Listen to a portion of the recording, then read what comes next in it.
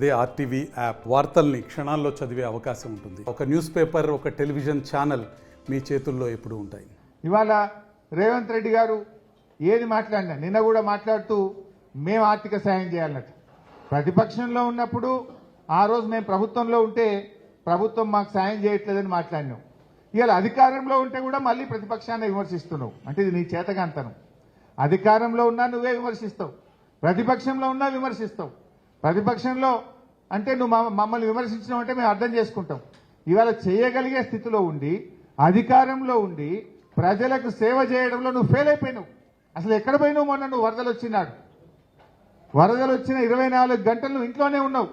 కనీసం ఒక video conference పెట్టలే, సెక్రటరియట్కు రాలేదు, ఎక్కడున్నావు అని నేను అడుగుతా ఉన్నా. You are failed. ఈ రకంగా నీ వైఫల్యాన్ని ప్రతిపక్షాల మీద నీ మీద నీ యొక్క ఫెయిల్యూర్లో నీకు అంటిన బురదను ప్రతిపక్షాలకు అంటించాలి, నీ బురద కడుక్కోవాలని చూస్తున్నావు నువ్వు. కానీ ప్రజలు ఏమంటున్నారు? ఇవాళ ఖమ్మంలో మేము తిరుగుతుంటే అన్నా మీ ప్రభుత్వమే బాగుండే, కేసీఆర్ గారు బాగా చేసిండ్రు అని కొన్ని వందల నోట్ల మేము విన్నాం. ఇవాళ ఏది మాట్లాడినా అంతే. రైతు రుణమాఫీ కాలేదంటే హరీష్ రావు గారు ఇంటింటికి పోయి కాగితాలు జమ చేసి మాకు ఇవ్వాలంటాడు. లేదా కేంద్రం బడ్జెట్ ఇస్తలేదంటే కేసీఆర్ గారు దీక్ష చేయాలంటాడు. వరదలు వచ్చినాయి సాయం చేయంటే బీఆర్ఎస్ వాళ్ళు చేయాలంటాడు. మరి అన్ని మేం చేస్తే నువ్వెందుకయ్యా? నువ్వెందుకు కూర్చున్నావు సీఎం కుర్చీగా?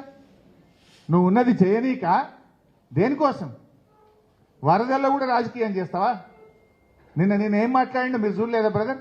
సూర్యాపేటలో మా మీద బురద చల్లిండు, పొద్దున చిట్చాట్లో మమ్మల్ని తిట్టిండు.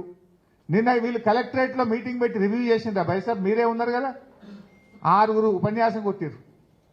బయటకెళ్ళి వచ్చిన వాళ్ళు 2 జిల్లా మంత్రులు, 3 ముఖ్యమంత్రి, 6 ఉపన్యాసం కొట్టిరు తప్ప జిల్లాలో పంట నష్టం ఎంత జరిగింది, ప్రాణ నష్టం ఎంత జరిగింది, ఆస్తి నష్టం ఎంత జరిగింది, రీహాబిలిటేషన్ క్యాంపులో ఎంతమందిని పెట్టినారు, ఎంతమందికి అన్నం పెడుతున్నారు, కరెంటు పునరుద్ధరణ ఎప్పుడు జరుగుతుంది, ఏం చేద్దాము అనే ఒక ప్రణాళిక గురించి మాట్లాడిందా? కలెక్టరేట్ రివ్యూలో మీరే ఉన్నారు కదా. 6 ఉపన్యాసం కొట్టిండ్రు, గంటన్నర సేపు ఉపన్యాసం కొట్టింది తప్ప రివ్యూ తక్కువ, ఉపన్యాసం ఎక్కువ. ఆ ఉపన్యాసం ఏంటి? ప్రతిపక్షాలు తిట్టుడు, మా మీద బురద జల్లుడు. అంతకు మించి అసలు మీరు చేయాల్సిన పని ఏంది? Where is the seriousness? 3 మంత్రులు ఫెయిల్ అయిందని ముఖ్యమంత్రి బయలుదేరిండు. మనం చూడలేదా నిన్న? మంత్రుల మీద ప్రజలు తిరగబడ్డారు, తీవ్రమైన ఆవేశాలు వ్యక్తం చేశారు. సరి చేసుకోండి, ప్రజలకు సేవ చేయండి, ప్రజలకు ఇచ్చిన మాట నిలబెట్టుకోండి. అది మీకు చేత కాదు. మేమొస్తే చివరికి మా మీద కూడా దాడి చేసే ప్రయత్నం చేయాలి. ఏం చేస్తున్నారు? వరద తగ్గి దాదాపు 48 గంటలైనా ప్రజల్ని ఆదుకోరా? అన్నం కూడా పెట్టడంలో ఫెయిల్ అయిపోయింది ఈ ప్రభుత్వం.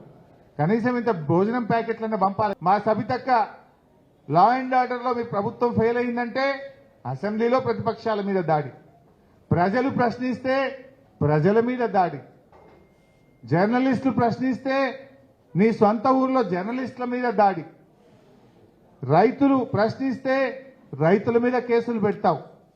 నిన్న వరద సహాయం అందలేదని అడిగితే పోలీసుల చేత లాఠీ చార్జ్ చేస్తావు. ఇవాళ సాయం చేయడానికి ఒక ప్రధాన ప్రతిపక్ష పార్టీగా మేము ఎమ్మెల్యేలం వస్తే మా మీద కూడా దాడి చేయిస్తారా? అంటే ఏందన్నట్టు మీరు? ఏం రాజ్యం నడుపుతారు? ఇదే ఆ ప్రజాపాలన? మరిన్ని వీడియోస్ కోసం ఛానల్ ని సబ్స్క్రైబ్ చేయండి, లేటెస్ట్ అప్డేట్స్ కోసం వాట్సాప్ ఛానల్ ని ఫాలో చేయండి, అండ్ లింక్ డిస్క్రిప్షన్ లో ఉంది.